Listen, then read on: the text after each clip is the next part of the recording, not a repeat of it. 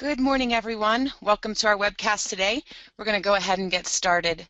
I'm Cheryl Rogers, and I'm the Director of Marketing here at Golden Helix. Our webcast today, The Molecular Sciences Made Personal, is presented by Dr. Jeffrey Moore of the University of Illinois, Urbana-Champaign.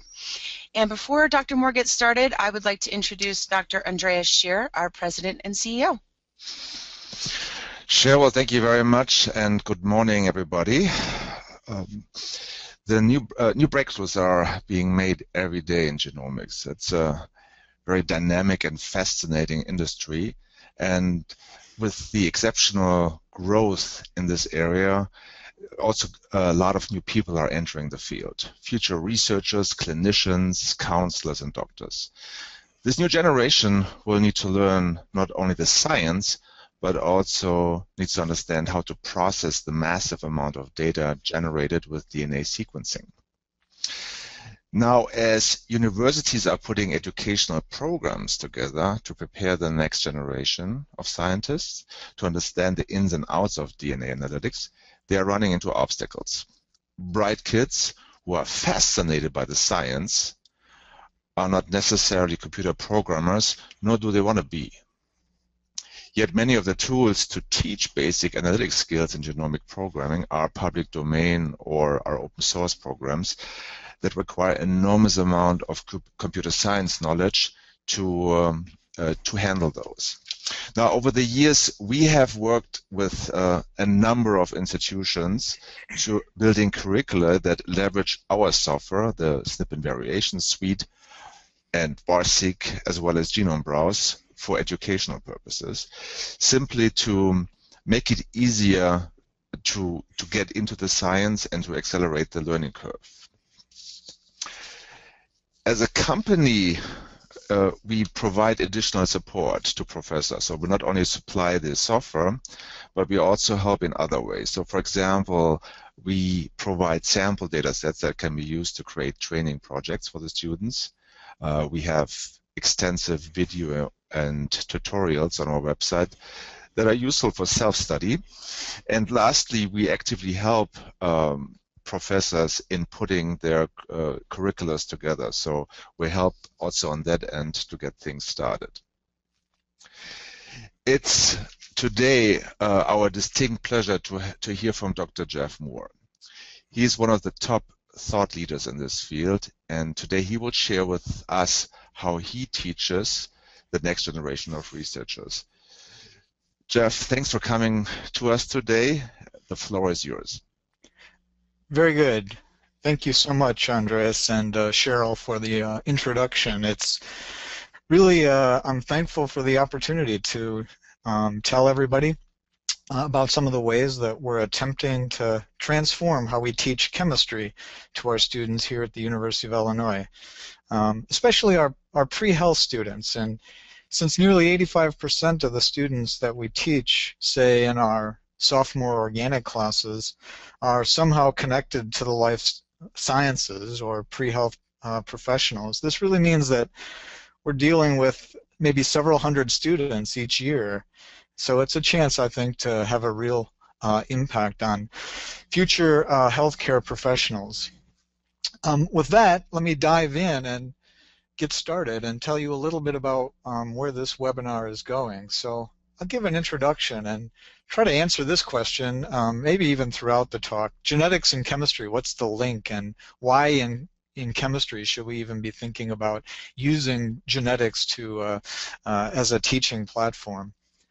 I did want to mention a little bit about how it is that the partnership with Golden Helix came about and what I've gotten out of it, but that should be evident also throughout the whole talk. But I'll just have a comment briefly on how this came to be.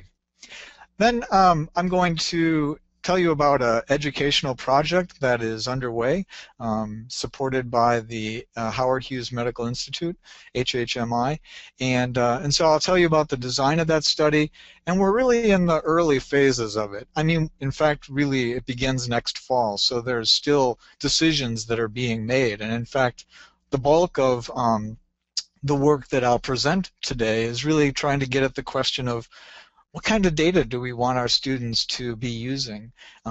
the idea, you can see from the title, Molecular Sciences Made Personal, is really about the students using their own data. And so are we going to go to a direct-to-consumer company like 23andMe and use SNP data? Or can we do something a little more daring? People certainly have done that in the classroom. I think using exome sequence data would be pretty exciting as well. Maybe there's an opportunity, especially from an educational standpoint, and I think I can highlight this today, that if you can afford it at least, both types of data might be very useful and interesting, again, from an educational standpoint. As a scientist, I think it's really important that we teach our students, right from the very beginning, you better pay attention to the quality of your data, and is there any way we can validate the data that you've obtained. And so we're going to begin by using tools like Farseek and Genome Browse to check out some of the quality validation studies that one might think about doing, having students do, and really confirm, because when it becomes your own data, it's maybe a validation or checking the quality of data doesn't sound like the most exciting thing, except when you know that you're looking at your own data, it suddenly makes you want to know that the quality of the data is indeed high. And what's the likelihood of errors that we might come across? So we'll spend quite a bit of time dealing with this question. I have done some piloting of this effort, and so I'll end the presentation, time permitting, with just a couple of glimpses from what I've learned so far teaching a class to freshmen. It was a freshman discovery class that was taught last fall, and it was entitled The Molecular Me, an Investigation of Self. And I kind of taught the same class very recently, just this spring. It was an abbreviated version of that class, but it was to a group of senior citizens in our community through our OLI, which is present in a lot of communities. OLI is the Osher Lifelong Learning Institute, and so I thought that was also a very interesting experience. Everybody is interested in genetic data these days. It's everywhere around us, and even if you're in the general public and almost have no science background, you can't escape it. And so that was a group of students, my OLI students, who were just as interested as my 18-year-old freshman. So let's start with genetics and chemistry, and I like to say I think it's important to keep the main thing, and really from the standpoint of chemistry, the main thing is really well captured by this image that's in the lower left-hand corner of this first slide. It's really chemistry that connects the macroscopic world, the things that we can observe, with the nanoscopic world. For the chemist, that's often bonds and atoms, but not necessarily. It might even be at a higher level. And it's through chemical principles that we're able to make that connection between the two. And it is in that context that I think genetics is a perfect match for what we want to teach in chemistry, because phenotype-genotype associations are really nothing more than connecting the macroscopic world and the nanoscopic world. And so it's a great opportunity, I think, to show how chemical principles can be put to use to make those kinds of linkages. That's essentially the short version of that question, but the answer to that question. But hopefully you'll see throughout the talk that there are really rigorous fundamental concepts in chemistry that can be brought to light through genetics. Let me say a few words, a little bit more about the webinar. There's a lot of words on this slide, but I also know from my own experience that Golden Helix archives these webinars, and so for the people that just pull up the slides, this might be useful. I won't spend a lot of time here, but just highlight the main points. So really, I'm going to tell you today about an educational project. It's really designed for pre-med students, and it is intended to meet the new American Association of Medical Colleges report that came out with HHMI on trying to, really the last part of the sentence, make a stronger connection between principles of science and health and medicine. We will I'll tell you a little bit about how we're interested in educating the next generation of healthcare professionals who no doubt are going to be inundated with genetic information from their patients, and there's no better way for them to understand from the patient side of things what that information means and what it might tell them than for those students to have experienced it themselves before they become a physician or some other career in the medical field. And so I hope by this project to be able to begin to educate those students who will no doubt be using this data in their careers and their professional lives. Also, I think it's a great opportunity to motivate this idea that there is a relevancy through an investigation of self should help to motivate and will offer, I think, a lot of hands-on experiences, not just for chemistry, but one can put this data in the pocket, a student can put it in their pocket and carry it around, probably on an iPad or something like that, to just about every class that they take in applied and life sciences and put it to use. Finally, this last point is kind of an important one. My research is far afield from genetics, but I just became completely engrossed in it a couple of years ago, and so I have really no formal education and training in genetics, and part of the reason I think I landed on Golden Helix and partnered with them is because of their real interest in being able to break that barrier of bioinformatics down and bring genetics to people who are like myself and don't have that formal education and don't have an education in computer sciences. But I think I see things because of my lack of formal training with fresh eyes, but I am definitely a little bit naive and very likely will even be making mistakes. I actually tell my students that's okay. I think it's really good. I consider myself an experienced learner, and now you get to see how an experienced learner learns new things. And yeah, I'm going to struggle sometimes. I'll get frustrated just like they will, but that's really what they're going to face as they continue throughout their career. Lastly, there's an opportunity to provide questions in the chat box, and if you want to email me directly at some point later on, that's also very useful. I will present some things today which I really don't know the answers to, and someone might look at it and immediately say, well, that's really obvious. I totally understand what's the problem there, or whatever. So any constructive feedback would be greatly appreciated. So a little bit about why Golden Helix, and you know, it was really just me searching and using the Google and finding things. I knew I needed some software, and I started hunting around on the internet and landed on the Golden Helix website. And you know, I really just stuck there because I saw great materials, webinars. What really impressed me was that although I didn't have the software initially at that time, it was pretty clear from looking at the available materials that the software wasn't going to be treated like a black box. If you really wanted to dive in and understand an algorithm or exactly how different computations were conducted, you could find that information on the website. And then last year, I guess it's almost a year ago to the date, in fact it is, it looks like Andreas, a year ago today, posted this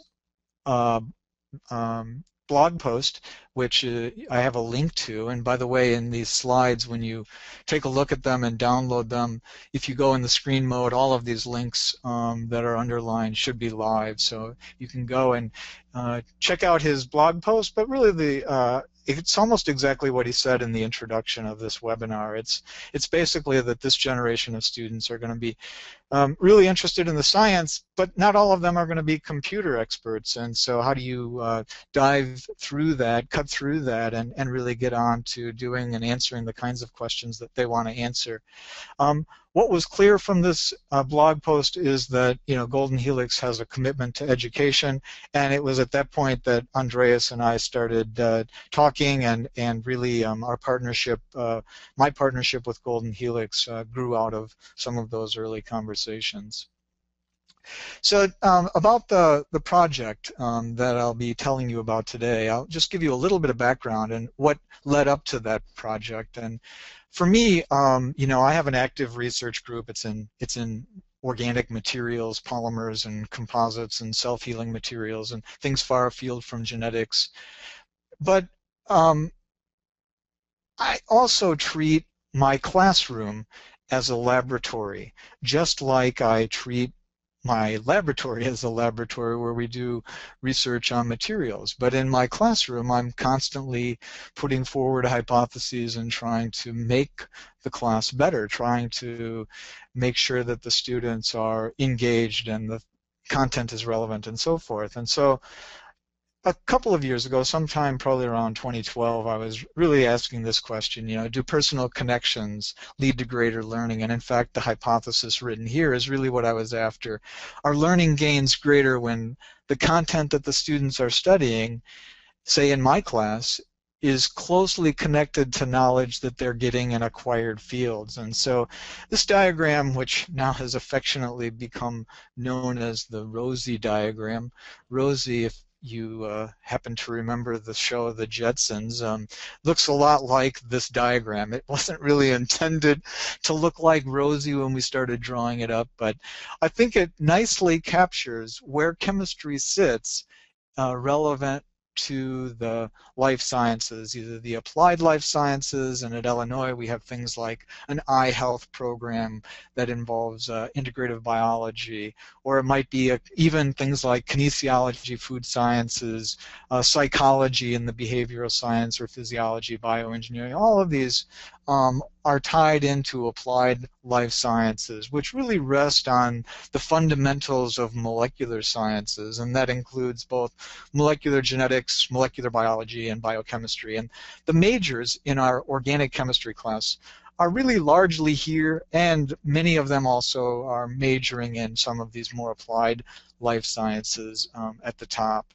So where does chemistry fit in? Well, it's really those fundamental principles that really we are trying to build in order for the molecular sciences to be grounded in true rigorous science. And along with my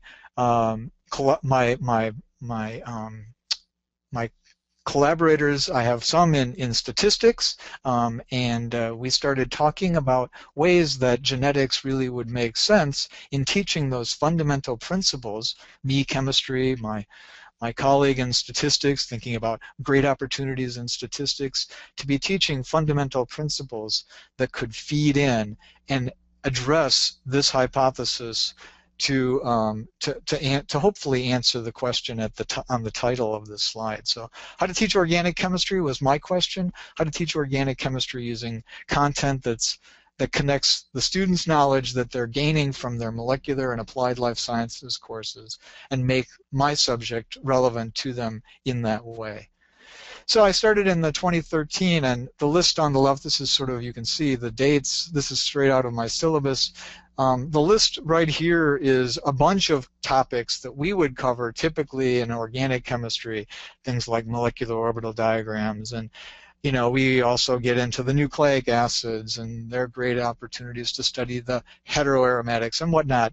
But the point is, I could map that onto, and these are some snapshots of my students actually taking an exam. We mapped these concepts in organic chemistry onto, in this particular set of topics, talking about methylation sequence, methyl sequence, so looking at methylation of DNA, epigenetics, and the cytosine deamination that's promoted by bisulfite. And so it was really, asking questions like, how does chemists think about bisulfite as a reagent, and what would be the reactivity, say, with respect to the nucleobases? I was doing everything in that year to try to build this gap between molecular genetics and organic chemistry.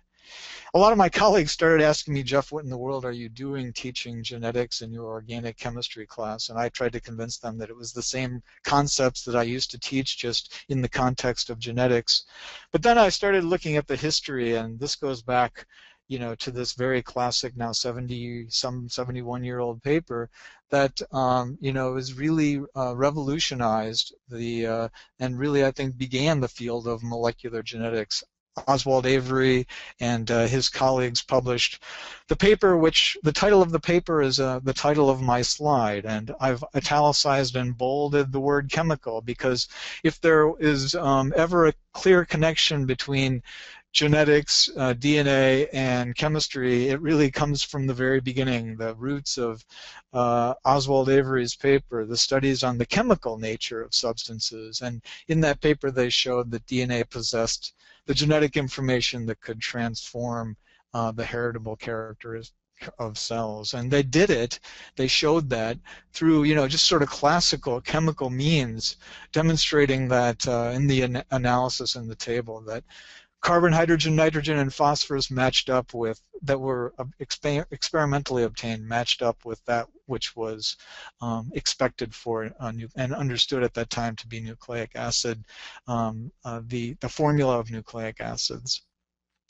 So that's where I was, at the time, about the end of that year, the fall of 2013, and really, felt like I was moving in the right direction with my students, but I could go further. I thought I could go further, and this is really where I started thinking about the molecular sciences made personal. And so if my hypothesis was learning gains are greater when content is strongly connected to knowledge that students recently acquired in a field, I thought I could up that one and say it's even greater when that content is personal.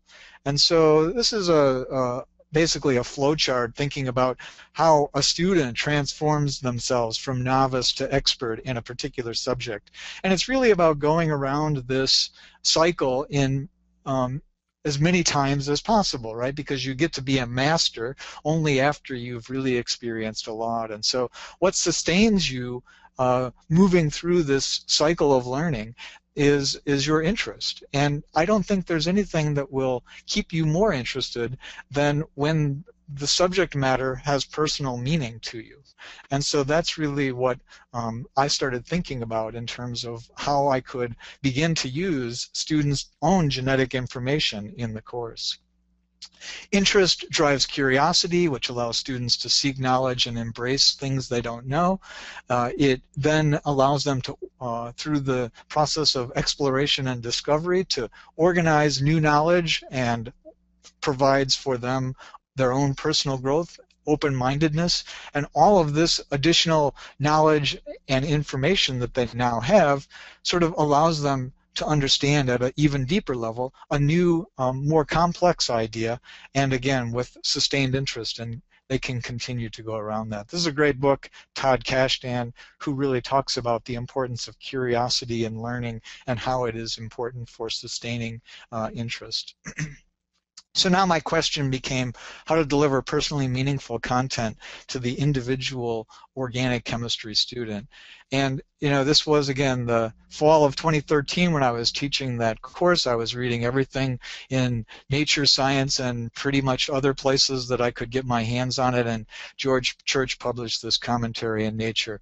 The question that he asked in the intro is just, really struck me. Why are so few people opting to inspect their genome? And that was really the spark, I think, that said, oh, well, maybe we have an opportunity here to do something with the students. And I started thinking about this idea of our class becoming the molecular me and investigation of self. And so the molecular sciences made personal and with this idea really derives from, we all understand something about our phenotype. And there are things obviously we don't know, which are of interest and maybe even more so, but it's that connection between genotype and phenotype that is really this connection to chemistry, as I tried to point out at the very intro. And so now with our hypothesis, stronger connection, greater learning, what I proposed to do and started thinking about was genotyping a population of these pre-professional students, which I'll be calling the intervention group, and then measure some learning outcomes for that group of students relative to a control group of comparable students. And the way that I envision this all unfolding is that they'll be taking courses like molecular genetics. The numbers at the University of Illinois, Urbana-Champaign, are shown at the bottom here, but it's really these almost GWAS kinds of information that comes through a genetic association that will point those students to interesting directions that are of molecular interest, which they can begin to learn what's the molecular mode of action, what's the molecular etiology of a phenotype in courses like their molecular biology courses, their biochemistry courses, and their organic chemistry courses, which is what we teach, where we're really focused on the bonds and atoms level of the picture, the structure, the reactivity, the mechanisms, and things like non-covalent interactions. And so I'll be telling you some maybe specific example, just one of these, and then at the very end of the talk I'll show you, some modules that are under consideration and being developed. But it doesn't end at the molecular mode of action. Our students in those applied life sciences take a lot of different courses, and food science and human nutrition, for example, is a great area. Nutritional genetics, a fascinating area for them to dive into and use this data. And so I just felt that this genetics was the thread that really could hold the molecular sciences together, and became really excited about this idea. So here's a nice cross-cutting example of what I meant by, I think the molecular mode of action really ties in nicely. At the bottom, I chose one particular example, hereditary fructose intolerance. It's actually a pretty rare disease. If you have it, you need to catch it right at birth in order to make a dietary change. But there is a single letter change. It's, I think, on chromosome 9, the SNP, where there's a missense mutation, and alanine is substituted for a proline with the G to C change. And so from the standpoint of genetics, the association is known. I could dive into Genome Browse and show you the SNP, and actually 23andMe records this SNP, so it's, a student can actually go check that out for themselves. But there's a nice example then in the biochemistry. Those two variants are actually crystallized, and so one can examine, say, in biochemistry, what's the structure of that enzyme, the consequence of that change. There's then molecular biology and pathway implications. It's the aldolase B enzyme that's affected, and so when you shut down or greatly reduce the activity of that particular enzyme, what happens to fructose? You build up a lot of fructose 1-phosphate. It has implications then for the glycogen pathway by inhibiting some of the key steps there. And so where does the organic chemistry tie in? Well, this particular reaction that the aldolase B enzyme catalyzes is fructose 1-phosphate broken down by a retroaldol reaction to a pair of triose sugars. And the organic chemistry is illustrated over on the left. And in my class, we teach all about carbohydrates and organophosphorus chemistry, and certainly the aldol reaction, which involves breaking this carbon-carbon bond into these two trioses, is something we talk about, and both the reaction itself, the mechanism, and then as much understanding of that as we can. And so there's really a nice connection, I think, that cuts across all of the molecular sciences and even the physical sciences like organic chemistry. The thread that holds it together is genetics. So here's a little bit about the design of the study. There's two aspects to the intervention group that will take place. There's a course content, new modules being developed. There's this personal genotyping approach. And so some of the specific aims that are either already ongoing or have been done. First of all, it's really about getting some of the obvious issues of logistics and protocols worked out for the intervention group, things like getting IRB approval if I want to publish this and that sort of thing. I began by trying to learn what it was that I didn't know in terms of what happens when you genotype your students. And so this is my freshman discovery course. Literally, I had students who were 18 years old in the course last fall who didn't have, at that point even, a deep, they had some AP biology, most of them, but not all of them. They were from all walks of campus, and really convinced myself that those students who got genotyped really were quite motivated by learning about themselves and learning, the science behind what's going on there. My OLE students, I mentioned, they were a great group of senior citizens, most of them extremely interested. They were using Genome Browse. They were really understanding a lot of what sort of was appearing on the news and reading in the newspaper. Next fall, we'll begin by genotyping. Really, we'll start the project, and at the end of the fall, the group of students who go through the first molecular cell biology course, MCB 150, will get genotyped. At that point, we'll start to teach a sequence of chemistry courses to the intervention group and integrate their personal genetic data. And finally, what we will then assess is when the students, a couple of years from now, those students who are part of this sequence of chemistry courses matriculate and enter into biochemistry, which is in their junior year or senior year, we'll be comparing the intervention group to a control group, which will have been a comparable group of students but not have gone through our section of these courses. And so we'll just look for, were there enhanced learning outcomes or not. A couple of the logistics, I'll go through this kind of quickly, but right now we're making genetics and getting genotyped an option. Any student that wants to opt out, that's perfectly fine. There's no connection to the grade. It's not a requirement at all. It is completely optional. The students will manage their own data. This is sort of our legal department here. Really didn't want to be handling genetic data. I'm in the process of getting IRB approval, and I have some good people who are helping me out through that process. The student participants in the project have to demonstrate that they understand the risks and protocols involved. Question that I will raise, I don't have an answer to it yet, should we be using direct-to-consumer SNP data or exome sequence data?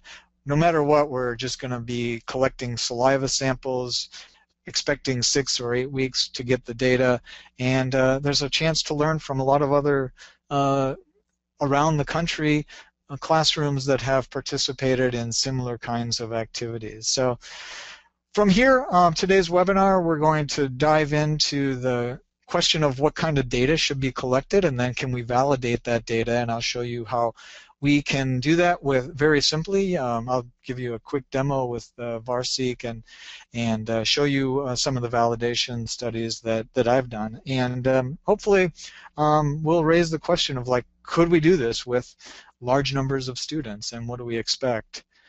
So one of the ways that I did the validation of the 23andMe data was to just look at a trio analysis. So my wife was kind enough to offer me or offer up to 23andMe a sample. I also did get my genotype back in November before 23andMe went to their V4 chip, before the change in their policies regarding disclosure of medical information. So it was in June when I convinced my son, please send in a sample. I need it for my classroom.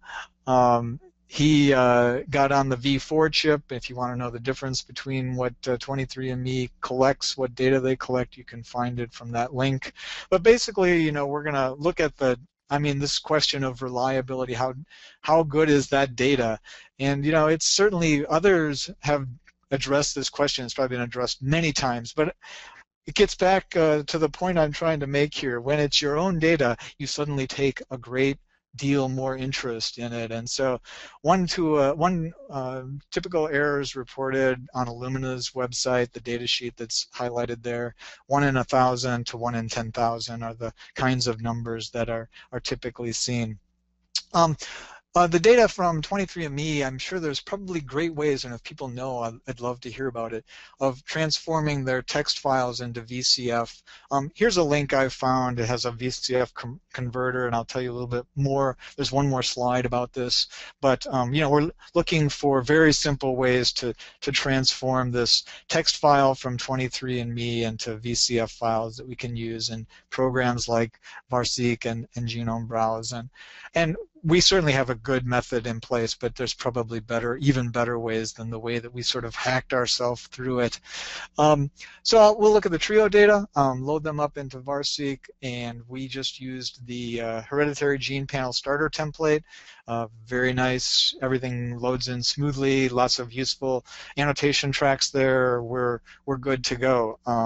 I will then, I won't show you, but it's really quite straightforward to use the Farseek algorithm for putting the zygosity in place, that column, and then we'll just look at a possible combination of parent zygosities against the son and my son's SNPs and look for inconsistencies. And there will be a lot of regions where those SNPs don't align because, as I mentioned, my son Alex got the V4 data and we got the V3, so we're only going to consider autosomal DNA. So a typical filter container looks something like this.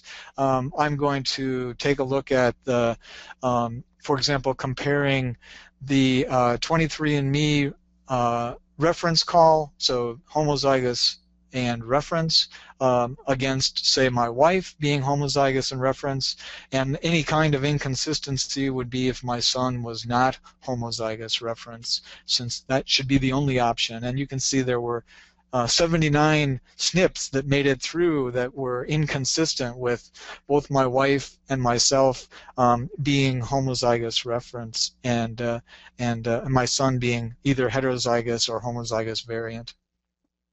So just a word about this text to VCF conversion. I will just leave this page available. These links are available. My students, in fact, Albert and Anna, Albert Chang, should put his last name there, sorry Albert, dropped off. Albert Chang and Anna Yi put some nice instructional materials together. The videos they did, if anybody is interested, there's a nice simple way to make those transformations.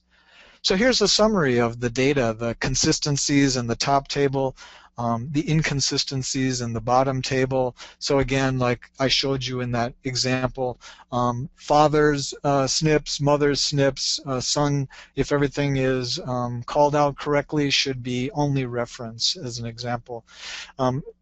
And all of the others make, I think, complete sense. I won't go through them, but then we're looking for the inconsistencies, and in that particular case, we'd be looking for a non-reference SNP from my son. Here's the results. So there were 172,000 matches or so for the reference type that were consistent in my son's data relative to our data, and you can see there are quite a few calls in the other possibilities as well. If we continue on with that example, that's the 79 that I showed you from that filter container on 2 slides back. And you can see that by and large, you know, there aren't huge numbers of errors, but there aren't zeros in these boxes either, so there is some data. And I should obviously just say, you know, the possibility of a mutation here I think is pretty slim given the numbers of data that we're looking at relative to the frequency of mutation. So I've, by assumption, ruled that out, although I suppose we have no real way of testing that. So if I just take and look at the conclusions then in terms of looking at the percentage of inconsistent SNPs in that trio data set, here's what we get, and these numbers are really quite good in terms of matching the specs that were on that Illumina's technical data sheet. So typical error rates, you know, less than 1 in 10,000 to numbers that, you know, in this case do approach something like 1 in 1,000. But remember, there are 3 measurements made for each of these inconsistencies, mother, father, and son. So I think you can even divide those numbers by 3, assuming there's probably only one of those is an error. And so I think that this trio analysis isn't going to be the thing that we validate data with in the class, but certainly a reproducibility test on independent samples submitted from the same individual would probably be a worthwhile thing. And again, sort of introducing and emphasizing the scientific method here is what I want to do to my students. And validation of data, I mean, how do you know this is any good, I think is a really important thing. The things that are ongoing, I mean, I'm looking at, are there inconsistencies you saw on the previous slide? You know, there's actually some fairly good numbers. We can start to say, are there systematic genotyping errors that we can pick up, things like that. Many things you can do beyond just this simple demonstration. But the bottom line is, and I'll dive into Farseek in a little bit, but it's an amazingly powerful tool in validating things like personal genomics data, and so we're pretty excited about it. A look under the hood. So I will just pause here and say, you know, one of the cool things we do with the class is really to show them what's the chemistry behind SNP-CHIP genotyping, and the references of the really great papers that came out of the Illumina group are at the bottom, and this technical note here really gives a nice description. I've put a couple of videos of the process up on YouTube, and you can just link out to them. I won't take the time to go through them now, but I love this one over here because to me this is the sort of essential chemistry to so letters to bonds and atoms, and you see genome browse on the top, and really the sequence has been now transformed in part into bonds and atoms, and this is such a cool thing. I got to show you this how this works. I mean, it's let me dive in and pull up genome browse. So we're going to go to the chromosome 8 and looking at this region. It's a part of a NAT2 exon, and I'll just show you this really seamless interface between letters to bonds and atoms. So here we're looking at the exon of this NAT2. I've already put a marker here on a SNP that is available both in 23andMe, and since it's in an exon, I picked it up as well in my gene-by-gene whole exome sequence data that's at the top. Let's zoom into this SNP, and so there it is. You know, I'm really expanding it out, but what I wanted to show you is like, so let's see how we can transform letters into bonds and atoms with really just a couple of clicks. So there's the sequence, got from the feature list, pulled it up in Genome Browse. We can copy the sequence, and you know, just absolutely straightforward to then dump it into Marvin Sketch, which is the engine behind the chemical drawing tool that my students use. And so you simply, you know, take that text sequence, paste it into Marvin Sketch, and Marvin Sketch recognizes this not as a string of letters and put an OH group on the end, but actually recognizes it as what it is, the chemical entities. And so we can expand on each letter. Now at the left-hand side, I can see the 5' linkage is on the left. If I go to the other end and expand on the cytosine, expand to that, I can see that indeed it's the 3' linkage is on the right. We can take a look, and the phosphodiester bond is connecting the two. I could start to annotate this, put, oh, that's really going to have a negative charge there, get my students used to thinking about all the details in the chemical sense that we are so interested in. But there's a great illustration of, you know, the connection between, and really driving in this idea that there's bonds and atoms behind these letters. From a chemist standpoint, you know, that's really just an amazing thing that we are really fond of Genome Browse for making things like that transformation straightforward and seamless. So let me take a quick look at an alternative method of checking out the data, and this as much as checking out the whole exome sequence data that I got from gene by gene. It was collected at 70X, and for those of you who are really into the methodology, this is a lot of this beyond me, but I included it at the bottom here. Essentially, though, the validation study, we're just going to load those VCF files straight into Farseek, same template.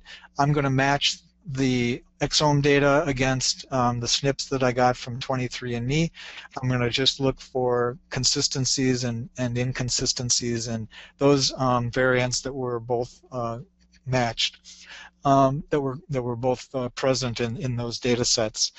I'm not going to start by I'm going to start by applying no quality controls whatsoever to the exome data, and so it's just going to be, you know, we could do that later on, but in fact this is one of the things that we can now in this validation study say begin to think about what thresholds might you want to set and that sort of thing. So it's a nice very early, you know, kind of analysis that a student could imagine, we could imagine a student doing, and really getting understanding about why you would want to cut off certain data and so forth.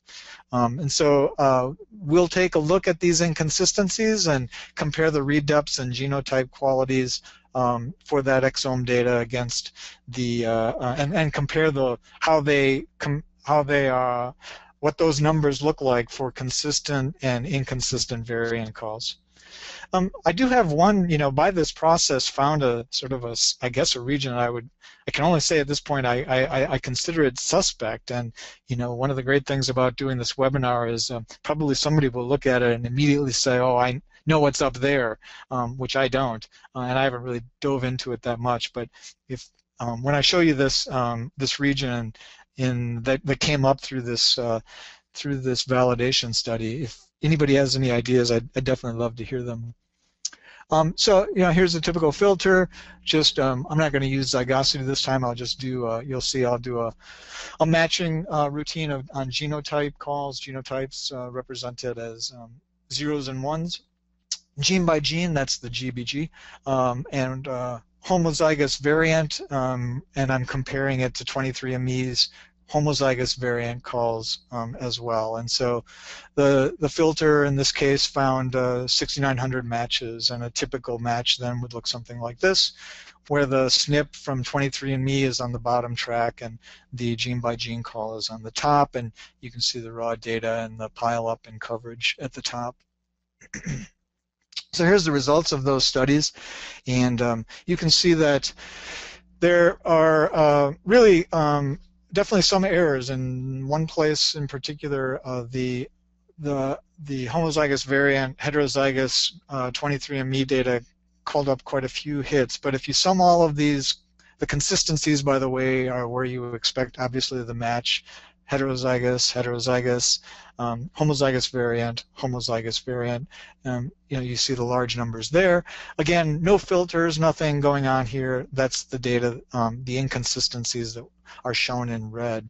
Sum all of these up together: 16,000 variants, 753 found altogether, 143 inconsistencies. We're looking at less than 1% of the data that is called up as inconsistent.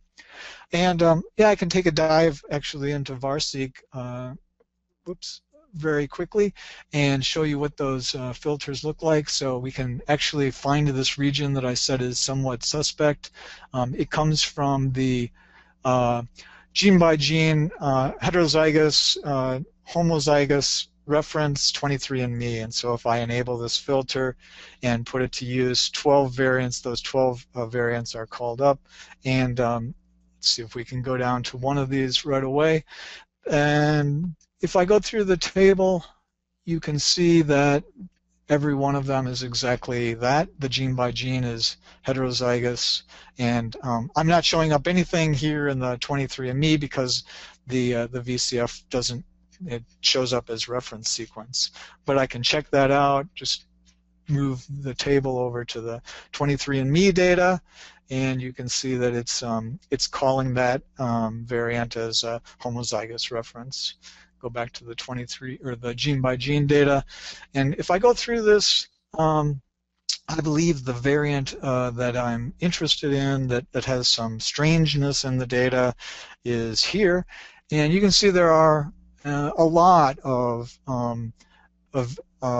variants that are called in this region in my gene-by-gene data. And there's one region, there's one place, the one that's, I'll put a marker on it right here, and that's the one that 23andMe actually has a SNP for, and so that's how I found this region in the first place. And so if anybody has an idea of what the heck is going on here, either this is a highly variable region or, which I suspect not the case, something's wrong with the alignment, but I will need a bioinformatics expert to help me out there. I'll just turn that off and go back to the slides.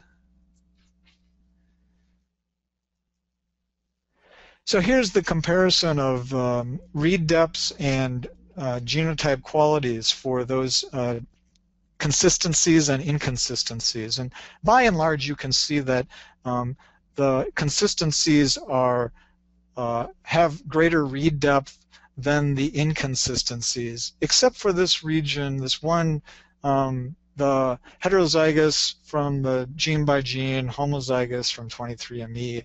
So there, seems to be a case where there's a lot of inconsistencies, but the read depth, at least on average, seems pretty good, even better than on average. There was only 12 SNPs there, I think, but still, it looks pretty good, and the genotype quality also looks to be quite high, even higher than those consistent values, which for these other places, the other inconsistencies, the genotype quality seems quite a bit lower. So for most of the categories, the read depths and genotype qualities from the exome data is a reflection of poorer quality data. It's not the case for the 0100 set that's shown in the upper left, but this sort of begins to raise this interesting question now as I begin to look forward to the study. I think it's fascinating for me to go through this. The real question is, can I imagine leading 100+ students, each with their own individual data and individual sets of challenges and problems? Can I help them navigate through this? It'll be an interesting challenge, I think. One that I'm up for, but not sure if it would be maybe a better choice to just start with the great data that comes from 23andMe. I think there's an awful lot there. A lot of learning could go on there. I'm still fascinated by the possibility of using exome data, though. Finally, I'm going to end the webinar just by showing you what's at the top, the title, Farseek in the Wild. Literally, this was in November, weeks, maybe a week or two, 10 days after Farseek's release. My students didn't see Farseek until I got a peek prior to its release, but my students didn't get to see it until it was officially released. And literally within days, they were running it. And we're talking about 18-year-olds without very much experience. This particular student, was I think this student was using my exome data and did a QT syndrome analysis, and I made them keep. There was a high-tech class, right? We were using all of these cool software tools and whatnot, but I made them keep a hard copy journal, and so I took and that's how I graded them. Here's a snapshot from one of the journal entries, and you can see the kind of language they're using. I mean, a filter container with the OR setting, and so it's pretty clear they're picking it up. The student, wrote, "This was pretty cool. I could look at all of the info," and they were looking at their 23andMe SNPs in multiple genes at the same time. Given more skill, a program could be made to sort through and look up different SNPs and calculate one's risk. I thought that was pretty insightful. And then another student say, "It saves me a lot of work to understand what the genotype means by using this tool." So pretty clear that the tool was, even from its early release, which it's improved so much even as the weeks go by, was already at that point a tool that could be used by a pretty inexperienced set of students. So some ongoing and future plans. You know, I'm spending the summer, this coming summer, preparing teaching modules, much like you saw with that hereditary fructose intolerance example, trying to make connections between phenotype and genotype, illustrating concepts in chemistry. And there are a lot of them, a lot of great examples. They range from pharmacogenetics, the coding story, you know, metabolism of coding into morphine, for example. Nutritional genetics is just filled with all kinds of great examples. Again, it will ultimately be rooted in chemical concepts. We might be talking about, you know, carbohydrate chemistry and whatnot, and lactose intolerance would be a great example. Externally visible characteristics, a fascinating area, pigmentation, absorption of light, all kinds of even from general chemistry standpoint, many ways to get into that. Neurological disorders, neurotransmitters, lots of things about concentration gradients, many chemical principles that rely on this that could ultimately connect to that. Sensing, here's a nice example of a very complicated molecule when we get to organic chemistry, teaching about sensory molecules. This particular one comes from cucumbers, and you know, the senses are a great example of loss of function. We see them pretty common in our genome. Dysfunctional proteins, things like the NOS enzyme, inherited diseases and whatnot. Just going to have a lot of fun this summer putting those modules together. Finally, let me stop and get ready to close out and take some questions. But before I do that, I really want to acknowledge the team at Golden Helix, Andreas, Andrew, Bryce, Ashley, in ways, several different ways, from Andreas just sort of embracing this whole idea of educating the next generation of students to Andrew helping us get started with Farseek and really giving us some nice data sets and being patient and answering some probably pretty stupid questions early on.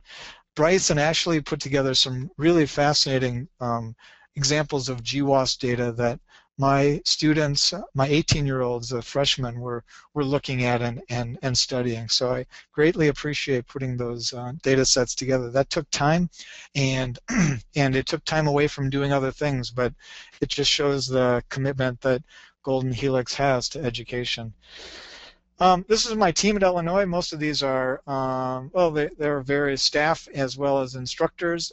People like Nick Llewellyn, who I'll be teaching with, Christian Ray, who I'll be teaching with, and then a group of really excellent staff who are, Diana's involved and Rajat are involved in assessment, and Milind and Mary Lou, Yuri are all involved in putting together an e-text for the course and the modules I'm developing. I didn't spend much time talking about it. I mentioned Marvin Sketch.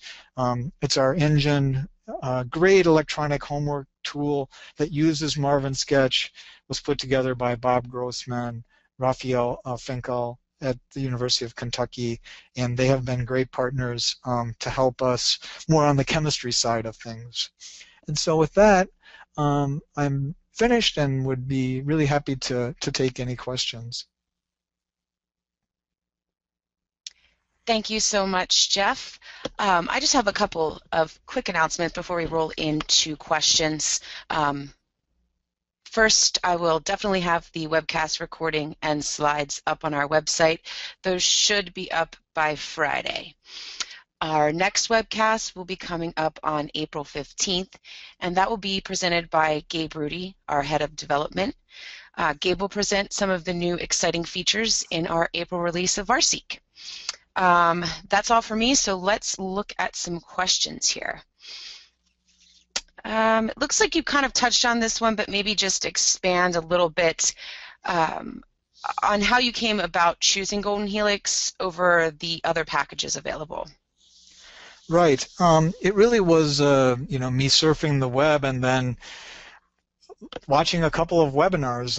These webinars that are archived are really great resources. At that point, I started, you know, I think soon after that, I downloaded Genome Browse, and this like, I know you guys have described it as this sort of magical sensation as you sort of expand out the genome and dive in, and it just became very easy tool to use, much better than any other browser I had experimented with. And from that point, seeing on Andreas's blog post, I just became convinced that this is a company I need to contact, and have great software, and your intentions, especially from an educational standpoint, were like nothing else that I had seen out there, and so that's really how I got started. Okay. Without a tool like Farseek, how would you go about teaching genomics in this manner?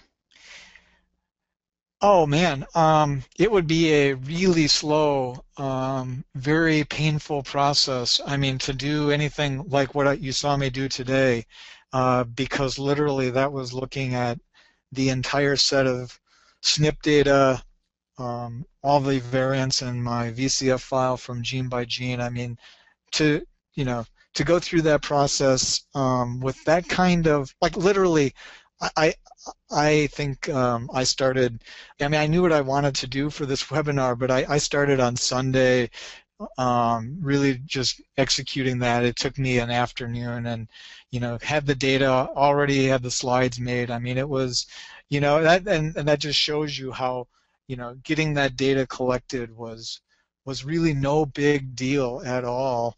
And again, you're talking to a person who has minimal computer experience, and certainly bioinformatics, next to no formal training.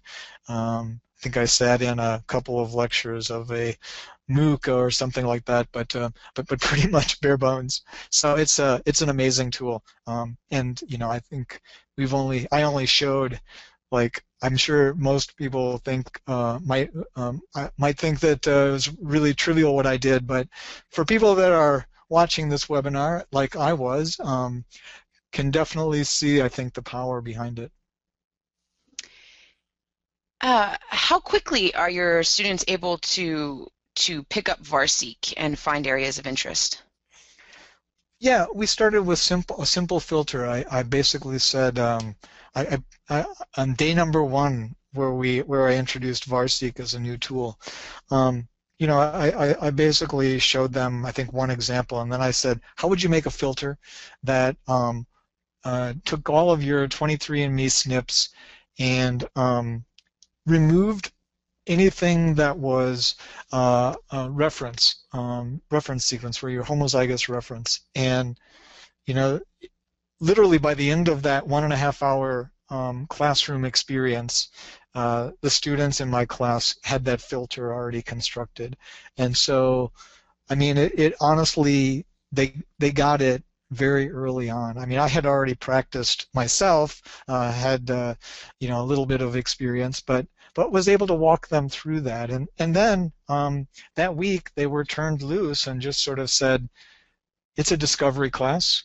go make a discovery, and they were on it. That weekend they were writing a journal entry like the one I showed, that basically said they already. Well, I think I gave them 2 weeks. So 10 days later, they were writing that journal entry, and clearly having used the tool on their own computers with their own data, or with my exome data. Okay, I think we have time for just maybe one more, and this one's a good follow-on question to the previous.